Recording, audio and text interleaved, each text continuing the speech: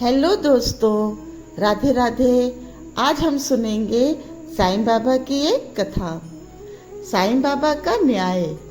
साईं बाबा अपने पास आने वाले लोगों से दक्षिणा मांगा करते थे।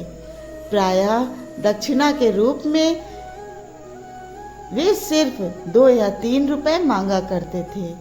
बड़ी रकम के लिए वे किसी से भी नहीं कहते थे और दूसरे वह साईं बाबा फौरन ही उन पैसों को उन्हीं लोगों के सामने जरूरतमंदों में बांट दिया करते थे।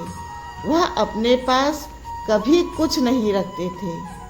एक दिन इंसान परस्त साईं बाबा के दर्शनों के लिए प्रधान नामक एक व्यक्ति वहां आए। जब वह अपनी रिहायशी जगह से बाबा के पास जाने के लिए चले थे तो उन्होंने अपने दिल में बाबा को 25 रुपए देने का विचार किया था। उन दिनों कागज के नोटों का प्रचलन आरंभ नहीं हुआ था। उस जमाने में प्रत्येक सिक्के में पूरे 1 तोला वजन की चांदी हुआ करती थी।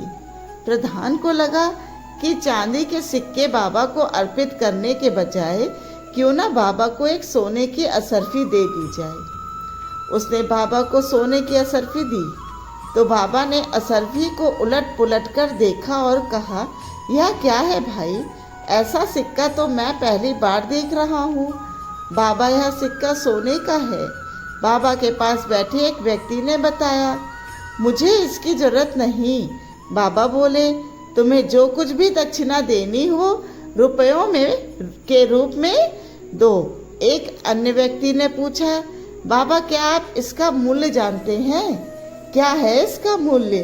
पूरे 20 रुपए। उसी व्यक्ति ने बताया, तब तुम मुझे 5 रुपए और दो। इतना सुनकर प्रधान सहित वहां उपस्थित सभी लोग यह सोचकर उलझन का शिकार हुए कि बाबा 5 रुपए और किस लिए मांग रहे हैं।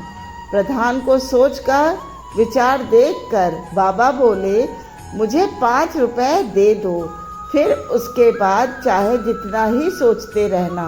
प्रधान ने 5 रुपए निकाल कर बाबा को दे दिए। 5 रुपए ले लेने के बाद बाबा ने कहा, तुम अपने घर से जब शिरडी के लिए चले थे तो कितनी दक्षिणा देने का विचार मन में करके चले थे?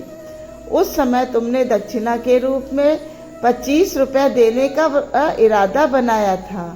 फिर तुम मुझे 5 रुपए और क्यों नहीं दे रहे थे? बाबा के इन शब्दों को सुन प्रधान स्तब्ध रह गया। वह मानने पर विवश हो गया कि साईं बाबा बहुत अच्छी न्यायाधीश हैं।